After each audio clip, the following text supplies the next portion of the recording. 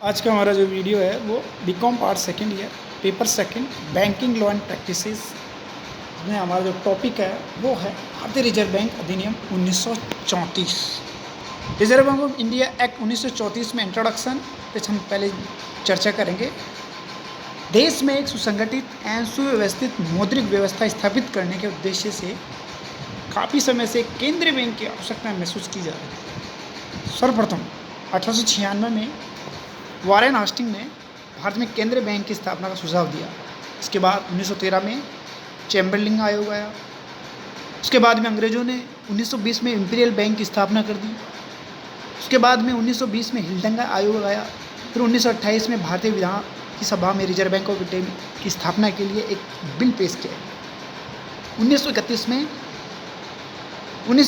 में इस बिल को क्रियान्वयन के लिए सिफारिश की गई और 8 सितंबर 1933 को रिजर्व बैंक ऑफ इंडिया की स्थापना का दूसरा बिल इंडियन लेजिस्लेटिव असेंबली में प्रस्तुत किया गया, जो अंततः पास हो गया 6 मार्च 1934 को। उस बिल पर तत्कालीन वाइसराय के हस्ताक्षर हो गए और भारतीय रिजर्व बैंक अधिनियम 1934 प्रभावी हो गया। 1 अप्रैल 1935 से रिजर्व बैंक ऑफ इंडिया ने विधिवत कार्य प्रारंभ किया।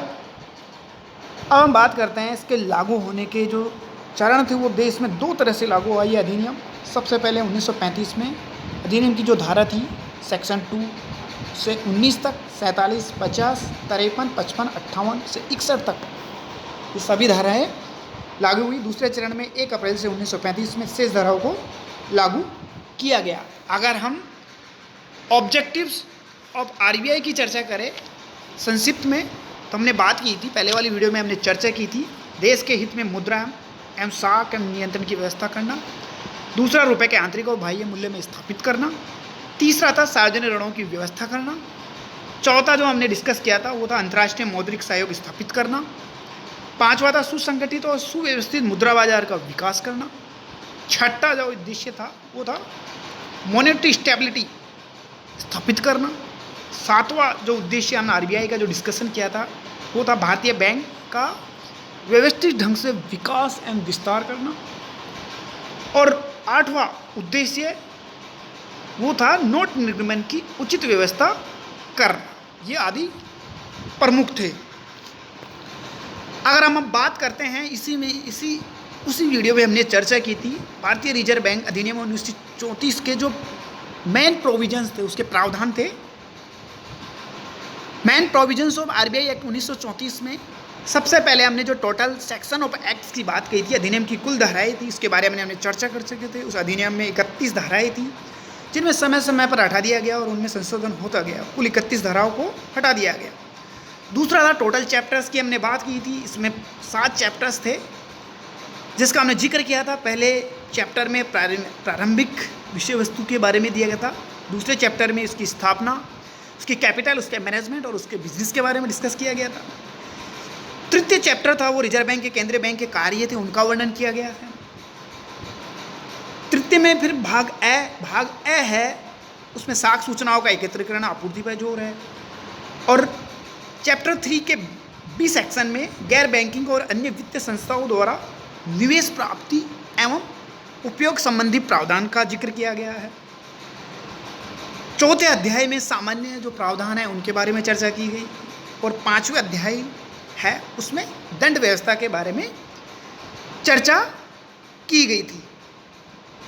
इसके बाद में जो तीसरा प्रावधान था शेड्यूल्स के बारे में हमने चर्चा की थी। शेड्यूल्स में 5 अनुसूचियों का समावेश किया गया था, किंतु कालांतर में 3 ही अनुसूचियाँ हैं।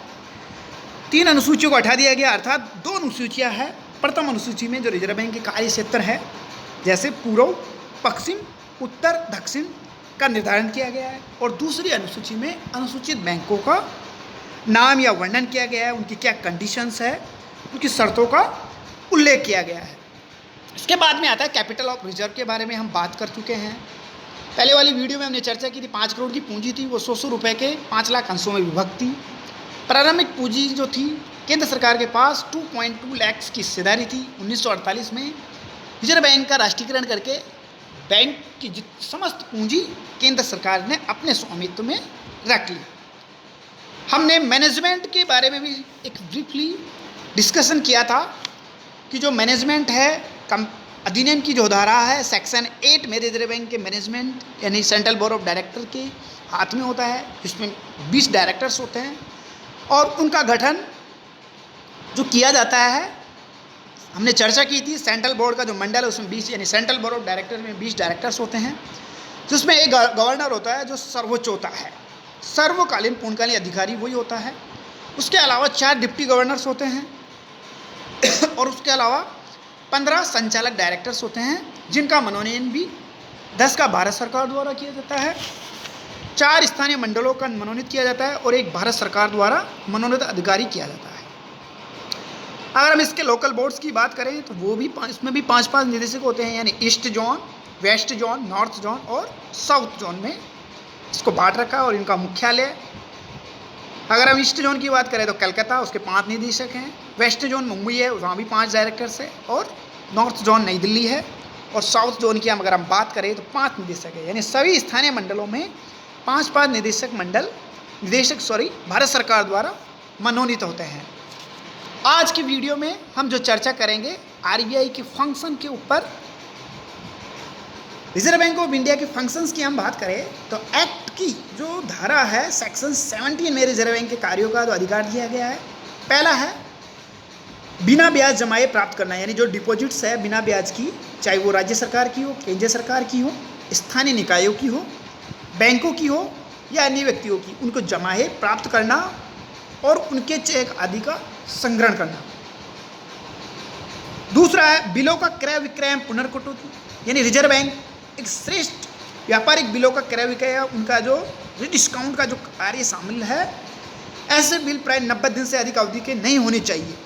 निर्यात बिल 181 दिन तथा कृषि से संबंधित जो बिल होते हैं 15 महीने की अवधि से अधिक परिपक्वता से नहीं होने चाहिए। तीसरा हम बात करें तो लघु उद्योगों के वित्त बिलों की पुनर्कटौती करना, जिनकी अवधि होती है 12 माह से अधिक ना हो और जिन पर राज्य सरकार की गारंटी हो। चौथा है विदेशी मुद्रा तथा विदेशी विनिमय बिलों का लेन देन। रिजर्व बैंक के जो कार्य है उसकी 17B जो सेक्शन के अंतर्गत जो दिया गया है, इंटरनेशनल मनी फंड के जो लिखे गए ऐसे विपत्रों यानी ट्रेजरी बिल्स की पुनर्गठन करता है जो भारत निर्यात व्यवहारों और अन्य कारणों से लिखे गए हो। नेक्स्ट आता है बैंकों को ऋण देना, अन्य संस्थाएं उनको ऋण देना, केंद्रीय बैंक तथा राज्य सरकारों के बैंकर्स के रूप में कार्य करना।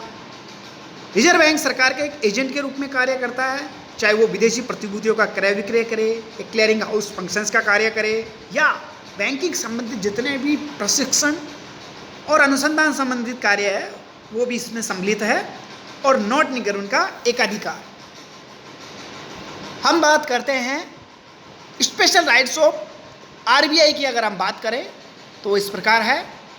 रिजर्व बैंक को विशेष अधिकार, अधिनियम की जो धारा है उसमें विशेष परिस्थितियों में रिजर्व बैंक को साख नियमन और नियंत्रण का विशेष अधिकार दिया गया है, जिस पर हम इस प्रकार से बता सकते हैं। जो धारा है उसकी पहला, धारा 17 के अंतर्गत नहीं आने वाले किसी भी विनिमय बिल या प्रतिज्ञा पत्र का क्रय विक्रय अथवा पुनर्कटौती करना। दूसरा है एक निर्धारित राशि से अधिक विदेशी विनिमय का क्रय विक्रय करना।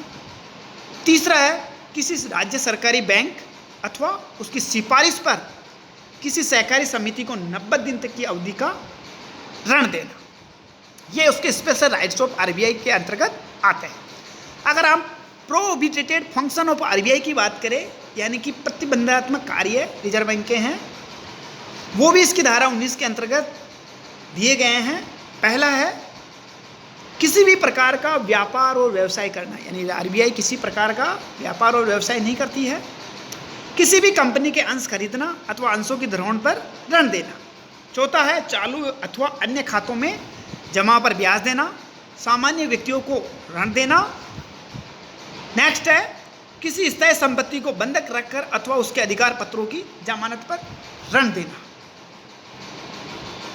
Reserve bank as a banker agent and adviser to the government, अर्थात सरकार के बैंक एजेंट तथा सलाहकार के रूप में रिजर्व बैंक के अगर कार्यों की हम चर्चा करें तो उसकी जो धारा है उस 20, 21 और 22 में इसके प्रावधान किए गए हैं और उसके राज्य सरकार और केंद्र सरकार के निम्नलिखित कार्य किए जाते हैं। पहला, सरकार के करों और उसके ऋणों का संग्रहण करना, उसके कलेक्शन करना। दूसरा है बिना ब्याज सरकारी जमाई प्राप्त करना। तीसरा, सार्वजनिक ऋणों को प्राप्त करना, चुकाना, उनके ब्याज का भुगतान करना और अन्य व्यवस्थाएं करना। चौथा है सरकार को ऋण देना। और पांचवा आता है सरकारी प्रतिभूतियों का क्रय विक्रय करना।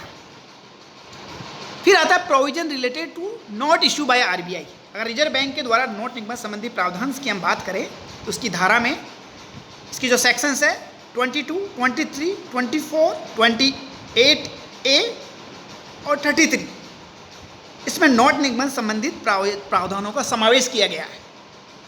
जहां हम अधिनियम की धारा 22 के अंतर रिजर्व बैंक को एकाधिकार दिया गया है नोट निगमन का। धारा 23 में रिजर्व बैंक का नोट निगमन विभाग जो डिपार्टमेंट है वो नोट निकालता है। और धारा 24 के द्वारा रिजर्व बैंक क्रमशः 2 रुपये, 5 रुपये, 10 रुपये, 20 रुपये, 50 रुपये, 100 रुपये और 2000 रुपये के जो नोट की राशियाँ निकालने का अधिकार दिया गया है। विशेष प्रकार के नोट निगमन अधिकार की हम बात करें तो वो इसके जो सेक्शन 28A में रिजर्व बैंक को विशेष प्रकार का प्रावधान किया गया है। अगर नोट निगमन पीछे धरोहर राशि के प्रोविजंस की बात करें, अर्थात reserve bank agent as a note issue by RBI की हम बात कर रहे हैं।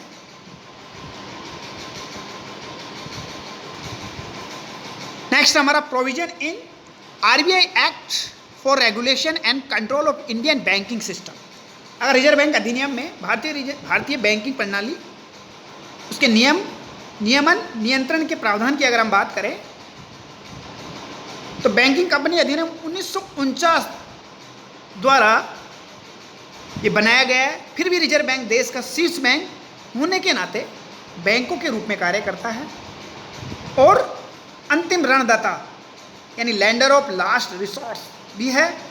देश के मौद्रिक और साख व्यवस्था का नियंत्रण करना रिजर्व बैंक का प्रमुख दायित्व है, जिसको हम समझ सकते हैं। यानी वाणिज्य बैंक वाणिज्यिक विपत्रों, प्रतिज्ञा पत्रों का क्रय विक्रय और पुनर्गठित का काम भी आरबीआई के द्वारा किया जाता है। लघु उद्योगों के वित्त पोषण हेतु लिए गए विपत्रों की खरीद का कार्य भी आरबीआई द्वारा किया जाता है। राजकीय प्रतिभूतियों को प्राप्त करने अथवा उसमें व्यवसाय हेतु लिखे गए विपत्रों के भुगतान का कार्य का अधिकार भी आरबीआई को दिया गया है। विदेशी विनिमय बिलों की पुनर्गठन अधिनियम धारा 17 के अंतर्गत अंतर्राष्ट्रीय मुद्रा कोष की किसी भी सदस्य राष्ट्र से लिखे गए विपत्रों की पुनर्कटौती कर सकता है।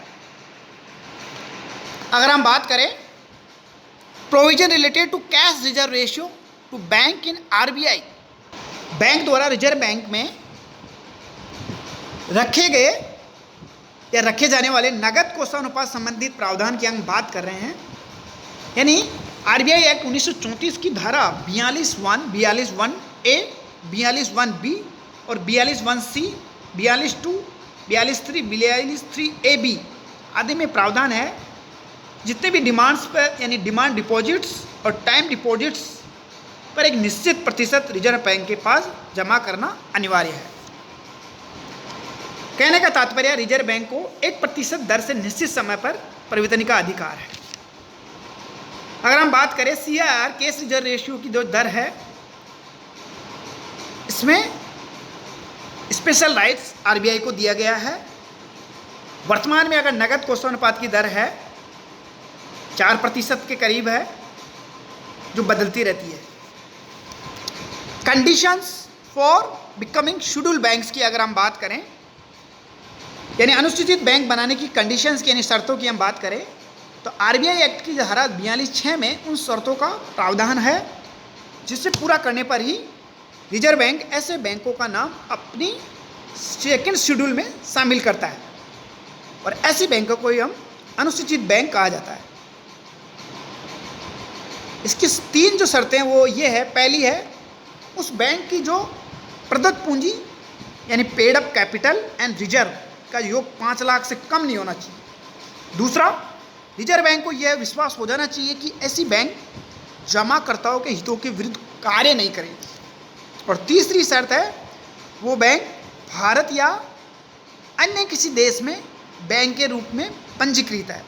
इसमें राज्य सहकारी बैंक भी शामिल है।